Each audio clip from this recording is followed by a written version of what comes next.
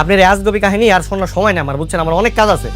হ্যাঁ, আমি তো বাজার করতে বেরিয়েছিলাম। আমি বাজার না করলে বাড়িতে রান্না হইব না, বুঝতে? তুমি এসব কি বলছো? আমাদের এত সুন্দর কাটানো মুহূর্ত তোমার কাছে আজগবি হয়ে গেল? আমারও না ইদানিং ওকে সন্দেহ হচ্ছে। বলেন তো মনির কাকা, ওর আসল কাহিনীটা কি? আমিও জানতে চাই।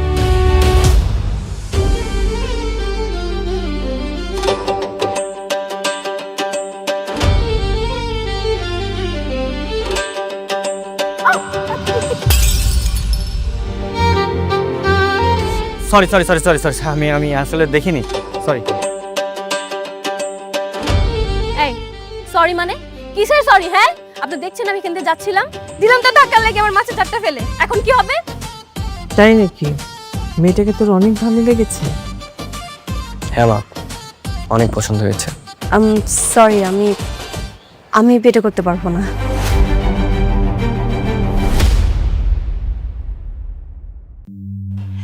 গোলাম আপনাকে সবার চোখ ফাঁকি দিল, আমার চোখও ফাঁকি দিতে পারে নাই। আজকে ওর পর্দা ফাঁস করে দিব। বাবা, আমি আগেই সন্দেহ করেছিলাম এই গোলামের মধ্যে যে গোপন কোনো একটা রহস্য আছে যেটা আমরা কেউ জানি না। আমারও না ইদানিং ওকে সন্দেহ হচ্ছে। বলেন তো মনির কাকা, ওর আসল কাহিনীটা কি?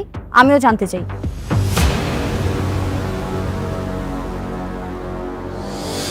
কিরে গোলাম, তুই কবি না আমি কমু? না মানে আমি তো কিছু করি নাই, আমি তো জানি না আমি কি করছি, কি বল। এই তুই বল কি জেনেছিস? আপনারা তো গোলামের রান্না খায়া আঙ্গুল চাটেন আর রান্নার প্রশংসা করেন, আবার মাঝে মাঝে বলেন যে আমার থেকে ও ভালো রান্না করে। ও কেমনে ভালো রান্না করে এই আসল কাহিনীটা কিন্তু আমি জানা গেছি। কার কাছে রান্না শিখছে জানেন? কুদ্দুসের কাছ থেকে রান্না শিখছে। এই জায়গায় আসার আগে ও কুদ্দুসের হোটেলে বাবুর্চির কাম করতো, সেখান থেকে রান্না শিখা আইসা ও এখানে এসে ভাব ধরে। এই বেয়াদব, এক চড়ে তো সব কটা দাঁত ফেলে দেবো। এই কথা বলার জন্য তুমি ডেকে নিয়ে আসে গোলামের আসল সত্য জানে গেছো? যা। মানে মশা মারতে কামান নিয়ে আসার অবস্থা। ওর চিল্লাপাল্লা শুনে মনে হচ্ছে গোলাম বিরাট বড় একটা ডন, যে তার আত্মপরিচয় গোপন করে এই বাড়িতে কাজের ছেলে সেজে আছে, যার সত্য এখন রিলিজ হবে। ফাজলামি হচ্ছে এখানে। সরি, আমার ভুল হয়ে গেছে, আমার মাফ করে দিন। নেক্সট টাইম আর এই ধরনের ফালতু খবর নিয়ে আমাদের সামনে আসবে না, গাধা কোথাকার। যাও এখান থেকে। ঠিক আছে ম্যাডাম। এই গোলাম যাও। গোলাম, রান্না শেষ হয়েছে? না গো, আর একটু বাকি আছে। নাগো আবার কি? তোমাকে বলেছি না যে আমাকে নাগো হ্যাগো এসব বলবা না। দেখো, যত তুমি তো আমার স্ত্রী, তাই না? আমি তো আর বাইরে সবার সামনে ডাকতেছি না, বাসায় মাঝে মাঝে ডাকলাম। আচ্ছা, একটু পর আমি শপিং এ যাব, রেডি থেকো। আচ্ছা ঠিক আছে, যাও।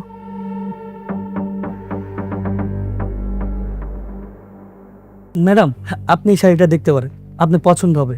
এটা দুবাই সিল্কের শাড়ি, গতকালকে আমরা দুবাই থেকে ইম্পোর্ট করে নিয়ে আসছি। খুবই সুন্দর। এই শাড়িটা যদি আপনি পরেন, মাশাআল্লাহ আপনাকে অনেক সুন্দর লাগবে।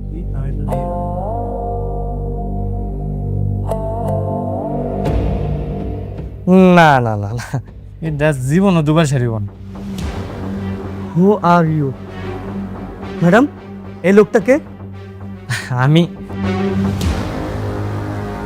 আমি ওনার বাসার কাজের লোক।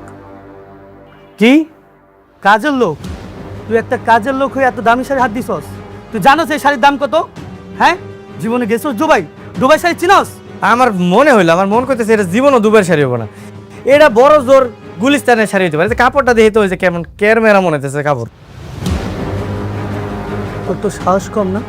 ম্যাডাম, এসব ফকিন্নির বাচ্চাদেরকে কেন আপনার সাথে করে নিয়ে আসেন?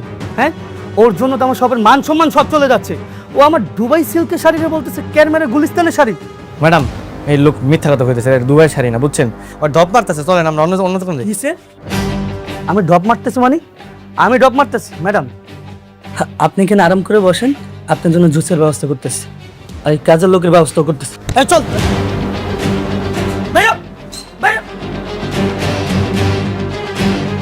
বাইরে শোরুম থেকে আমার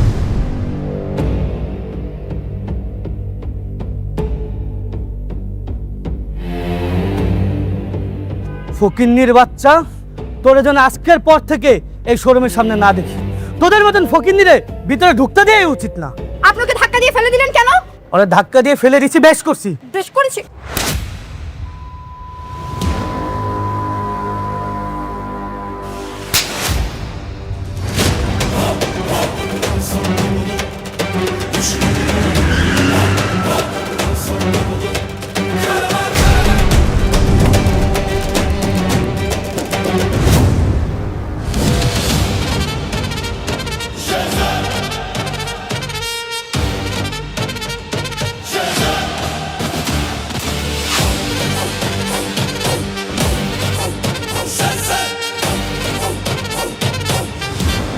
ও আমার স্ত্রী, ওর গায়ে কেউ হাত তুললে একদম জানে মেরা দিমু।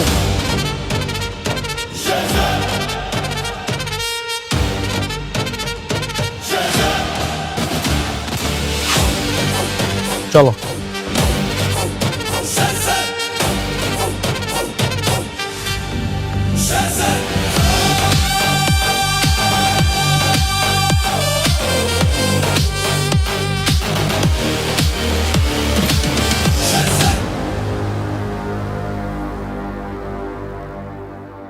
হ্যালো, হ্যালো, আসসালামু আলাইকুম খালাম্মা। ওয়ালাইকুম আসসালাম। আপনারা কি শেজাদ স্যারের কোনো খোঁজ পেয়েছেন? হ্যাঁ, খোঁজ পেয়েছি। কোথায় থাকে ঠিকানা জানেন? না, ঠিকানা জানি না। ঠিক আছে, আমি খালাম্মা আপনাকে ঠিকানাটা পাঠাচ্ছি। আমরা অনেক কিছু মেলাতে পারছি না। আচ্ছা, প্লিজ প্লিজ। ঠিক আছে।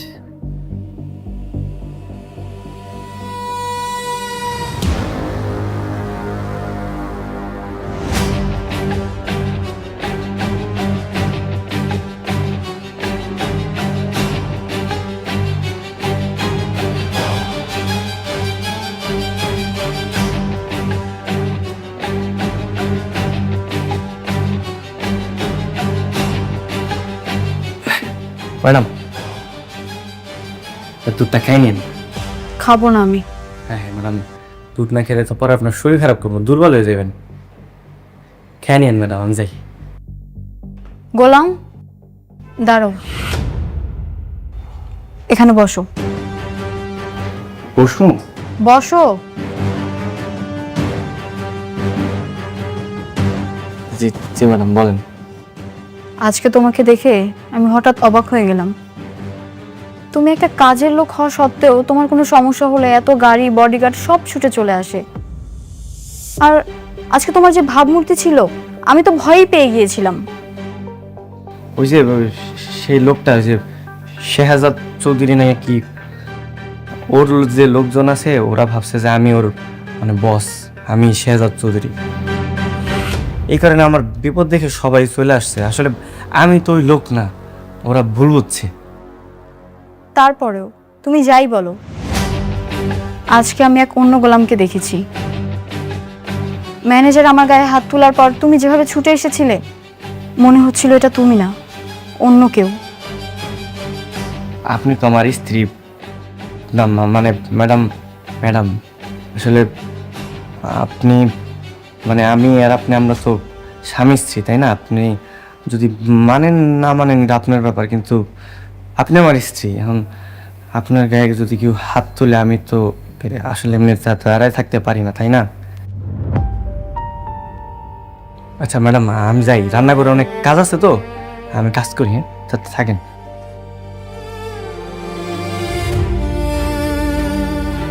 আপনি আমার স্ত্রী, এখন আপনার গায়ে যদি কেউ হাত তোলে আমি তো আসলে এমনি দাঁড়ায় থাকতে পারি না, তাই না?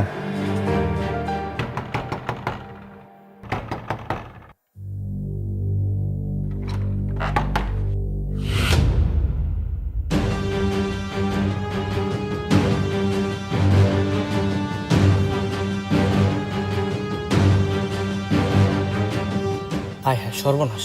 এর আমার বাড়ি বন্ধু চলে এসেছে। আপনারা এখানে আছেন কেন? হ্যাঁ, দাঁড়ান দাঁড়ান, ভিতরে ঢুকবেন, হ্যাঁ দাঁড়ান। বাবা, ও বাবা,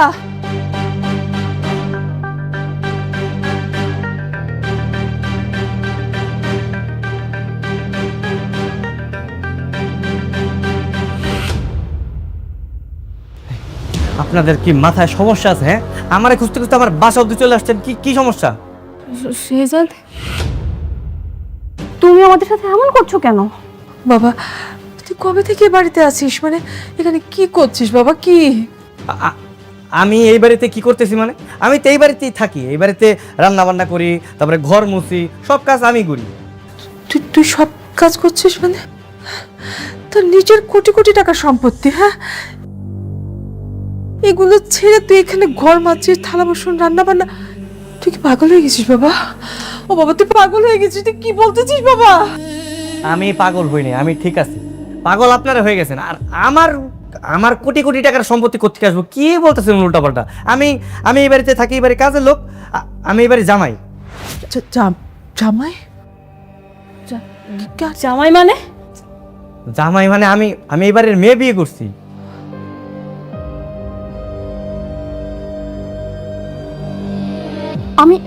আমি এটা বিশ্বাস করি না।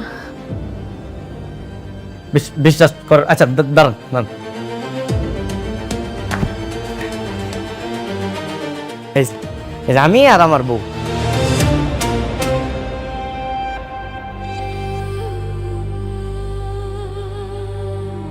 মা, মা আপনার ছেলেটা কি বলছে? মা, ওর স্ত্রী সন্তানটাকে আবার বিয়ে করছে মানে? মা আপনার ছেলেটা কি বলতেছে? মা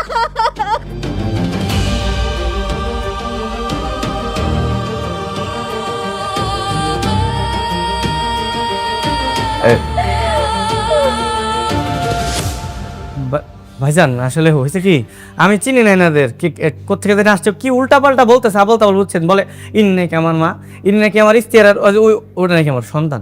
আপনি একটু বলেন তো আমার পরিচয় কি? আপনার পরিচয়টা কি বলেন তো একটু? আমি এই বাড়ির বড় ছেলে, আর ও যাকে বিয়ে করেছে ও আমার ছোট বোন।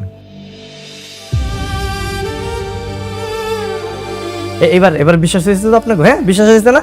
এবার আল্লাহর রাস্তা আমার একটু ছাড়েন, আপনারা যান। হ্যাঁ, এই উল্টাপাল্টা কথা বইলা মানে অপবাদ দিয়ে না আমার নামে। আমার সুন্দর একটা সংসার, আমার বউ শুনলে কিন্তু আবার ঝামেলা হয়ে যাবো। আপনারা যান। বাহ বাবা বাহ, আমাদেরকে পর করে দিয়ে তুই এখানে বিয়ে করে নিজেকে লুকায় রাখছিস।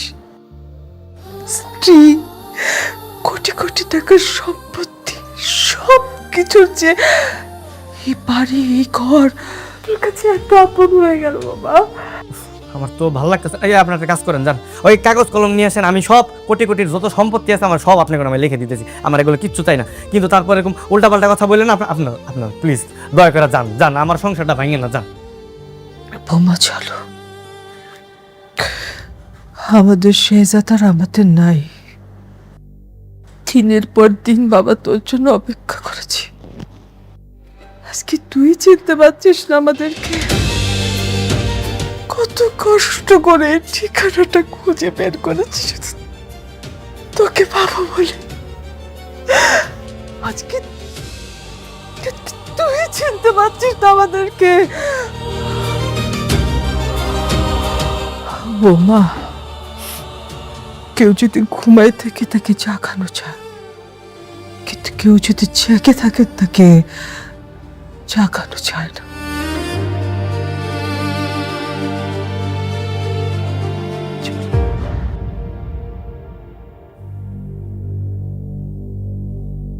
বাবা, তুমি আমার বাবা। বাবা, আমি তোমাকে ছাড়া যাব না, তুমিও আমার সাথে আসো। এই সরো, আমি তোমার বাবা না, সরো। তোমার বাবা অন্য কেউ, তুমি আমার বাবা ডাকতেছো কেন? হ্যাঁ, আপনারা জানতো, জান, ডিস্টার্ব করেন না।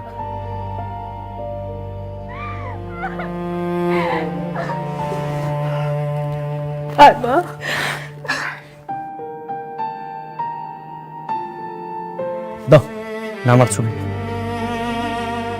যাও যাও, আপনারা জান তো, অনেক ঝামেলা করছেন, যান। আর ঝামেলা করেন, আমার বউ শুনলে ঝামেলা আছে, যান যান যান। চলো বাবা, চলো না, চলো।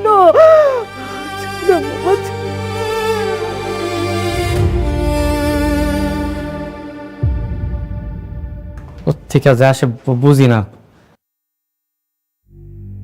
ভাই, আমি কিন্তু এগুলো চিনি না। ঠিক আছে, যা তোর কাজ কর। এই গোলামের নামে কোটি কোটি টাকা, আর এরা গোলামের আসল পরিবার। এর রহস্য আমাকে বের করতেই হবে। মনির, জি ছোট মালিক, গোলামের আসল পরিচয় কি? ওর বাবা মাকে, কোথায় থাকে ও? আমি তো এত কিছু জানি না মালিক। জানো না মানে? তুমি না ওকে বাসায় নিয়ে আসছো? তুমি তো বলেছিল তোমার ভাতিজা হয়। ও হা, ও আমারে কাকা কাকা কয়ে ডাকে, আমি ওর লেগে ভাতিজা কয়ে ডাকি। এমনি তো রক্তের কোনো সম্পর্ক নাই তো। তার মানে ওর আসল পরিচয় ওর বাবা মা তুমি সত্যি জানো না? না, ও তো জানে না। ও ওর বাপ মার নাম কইতে পারে না। মানে হইতেছে কি, ওই যে 3-4 মাস আগে অজ্ঞান অবস্থায় ওরে নদীর ধারে পাই। তারপর আমরা বস্তিতে কয়েকজন মিলে ওরা হাসপাতালে ভর্তি করেছি। এরপর থেকে ও বস্তিতেই থাকে। শুরুতে ও কারিমের হোটেলে কাজ করতো। তারপরে একদিন আপনার আব্বা আমারে কইলো যে এই বাড়িতে একটা কাজের ছেলে দরকার, আমি ওরে এইখানে নিয়ে আইছি। এইটুকুই, এর চেয়ে বেশি কিছু আমি জানি না। খেলাটা তাহলে এখানেই। এই গোলামি তাহলে কর্মা গ্রুপ অফ কোম্পানির আসল মালিক শেহজাদ খান, যে তার স্মৃতিশক্তি হারিয়ে এই বাড়ির কাজের লোক। এইবার খেলাটা আমি খেলব। মালিক, কোনো সমস্যা? না, তুমি যাও। আচ্ছা ঠিক আছে মালিক।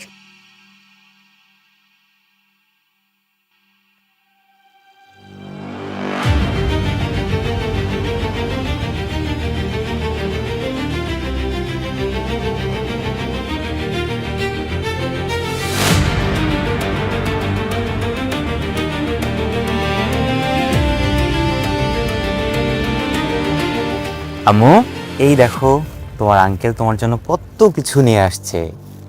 দেখো, এই যে তোমার ফেভারিট ডল, এই দেখো তোমার ফেভারিট চকলেট। পছন্দ হয়েছে? তুমি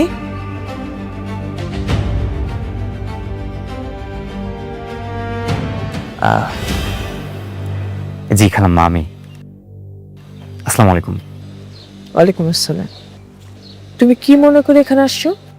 আমি আসলে কিছু কথা বলতে আসছিলাম। কি কথা বলতে আসছেন? দেখুন, আপনারা যাকে শেহজাদ খান ভাবছেন, ওই আসল শেহজাদ খান। ওই আপনার সন্তান। তাহলে সবকিছু জানার পর পরিচয়টা কেন গোপন করছে বুঝতে পারছি না। ভালোবাসা, শুধুমাত্র ভালোবাসার জন্য। ও আসলে আমার বোনকে পাগলের মতো ভালোবাসে।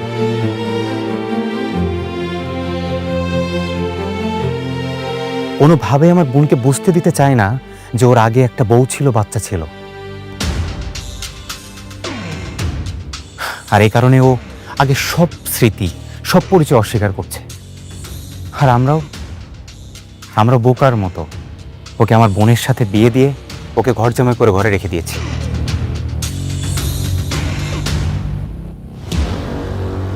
খালাম্মা, আমি আপনাদের এখানে কষ্ট বাড়াতে আসিনি।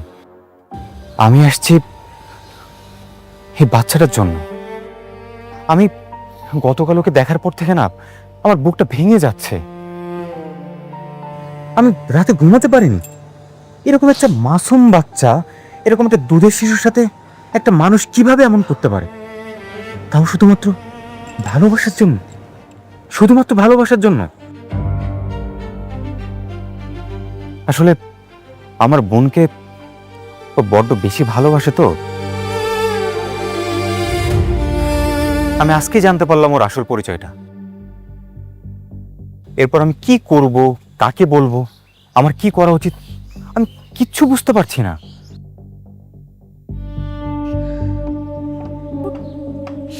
আপনি এসব জানার পর এখানে আসছেন কেন? আপনার তো এখন উচিত বাড়ির সবাইকে সত্যটা বলে দেওয়া। তারপর শেহজাদের তো অনেক টাকা, কোটি কোটি টাকা। ও যদি আমার বোনকে নিয়ে অনেক দূরে কোথাও চলে যায়? তুমি আসলে কি বলতে আসছো এখানে? প্লিজ একটু পরিষ্কার করে বলো আমাদেরকে। হ্যাঁ, আমরা বুঝতে পারছি না। প্লিজ। ও গতকাল আপনাদের নিজে মুখে বলেছে ওর নামে যা আছে সবকিছু আপনাদের নামে লিখে দিবে, বিনিময়ে শুধু তার পিছু আপনাদের ছেড়ে দিতে হবে। আমি বলতে চাচ্ছি আপনারা এটা করে ফেলেন, আপনারা আপনাদের নামে এটা লিখে নেন। আমাদের কিছু দরকার নেই, আমাদের কিচ্ছু লাগবে না। অবশ্যই দরকার আছে। না মানে আপনার বাবুর ভবিষ্যতের কথা চিন্তা করেন, ওর তো একটা ভবিষ্যৎ আছে। সে যারা আপনাদের সাথে যে ধোঁকা দিছে, আপনারা কি ওকে ওকে কিছু বলবেন না? মানে ওর সাথে কি এমনটা হওয়া উচিত না? বৌমা, ঋষাদ ঠিক কথাই বলেছে। এই সম্পত্তিটা পুরো শেহজাদের না, এটা শ্বশুরের। এখানে পুরোপুরি হক আছে আমার ফ্রেয়ার। শেহজাদ যদি নিজেকে বদলাতে পারে, তাহলে তুমি কেন তোমার হকটা ছাড়বে বৌমা? হ্যাঁ অবশ্যই। এক কাজ করুন, আপনারা কালকে লয়ারের কাছে চলে আসুন, আমি কালকে শেহজাদকে বুঝিয়ে ওকে ওখানে নিয়ে আসছি, কোনো সমস্যা নেই। আসলে ও আমার বোনের জন্য সবকিছু করতে পারে, সবকিছু ছেড়ে দিতে পারে। কিন্তু আপনি কেন আমাদের হেল্প করতে চাচ্ছেন? আসলে সবকিছুর উপরে তো ন্যায় বিচার। আমার বোনের জামাই হলে কি হবে, আমি তো আসলে ন্যায় বিচার থেকে সরে আসতে পারি না। আর সবচেয়ে বড় বিষয় এই বাবুটা, এই বাবুর এখানে থাকার কথা না, এই বস্তিতে না, ওর থাকার কথা তো রাজপ্রাসাদে। ও কেন এখানে থাকবে? দেখুন, আমি মন থেকে করতে চাচ্ছি আপনাদের জন্য, আমার নিজের সন্তুষ্টির জন্য। আমাকে প্লিজ না করবেন না, প্লিজ, আই ইনসিস্ট।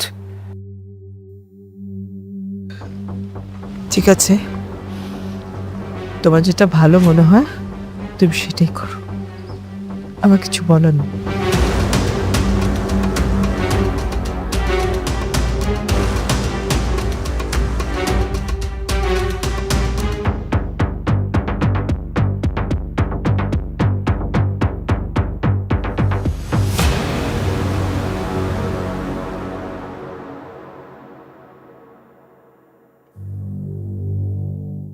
সিগনেচার হয়ে গেলে কারমা গ্রুপের 25% শেয়ার সহ সমস্ত সম্পত্তি ফাতেমা বেগমের নামে চলে যাবে।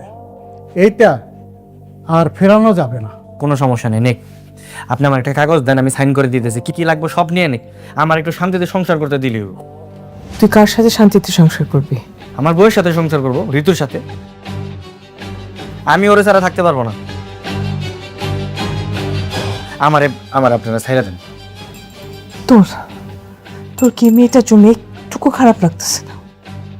একটু মায়া লাগতেছে না? এই যে বাচ্চাটা, তোর বাচ্চাটা, তার জন্য তোর খারাপ লাগতেছে না?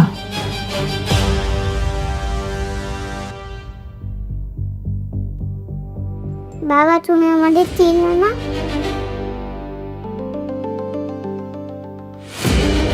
মামুনি, আমি তোমার বাবা না, বুঝতে পারছো?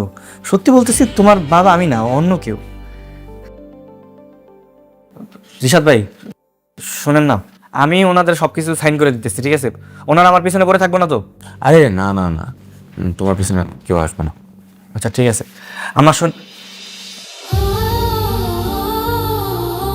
মানে আপনি শুনেন, আপনি রাগ করেন না, বুঝছেন? কষ্ট পায়েন না।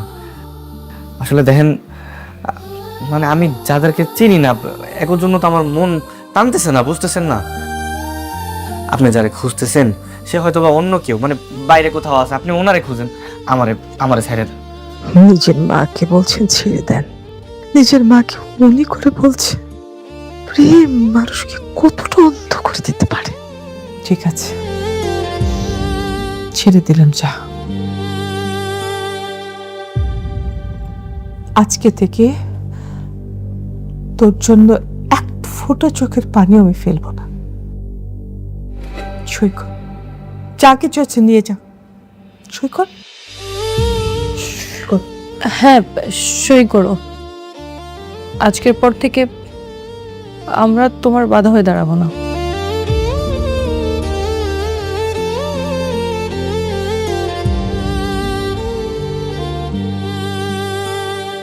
যে মানুষ নিজের মেয়ের চোখের দিকে তাকিয়েও বলতে পারে আমি তাকে চিনি না, সে কখনো ফিরে আসার যোগ্য না।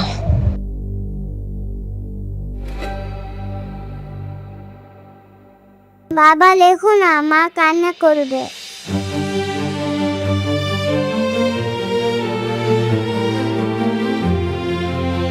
আরে সই করে ফেলো, বাচ্চাদের কথায় কান দিও না, সই করো।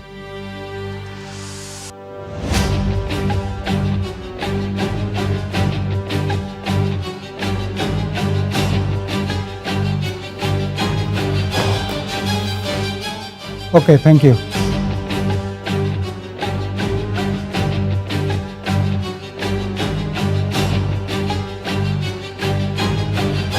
ঝামেলা শেষ, আমি সাইন করে দিছি, আপনারা থাকেন, আমি যাই।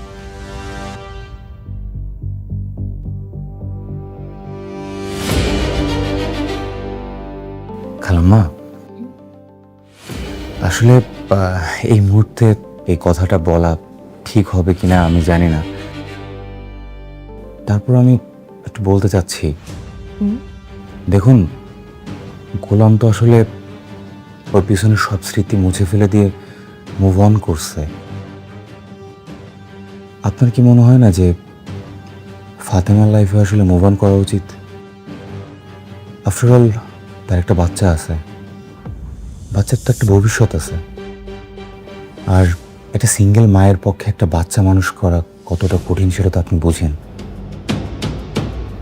আমার আসলে খুব কষ্টের জায়গা থেকেই একটা ভাবনা, সেটা আপনাকে শেয়ার করতে যাচ্ছি। আপনার যদি সম্মতি থাকে, আমি ফাতেমাকে বিয়ে করতে চাই।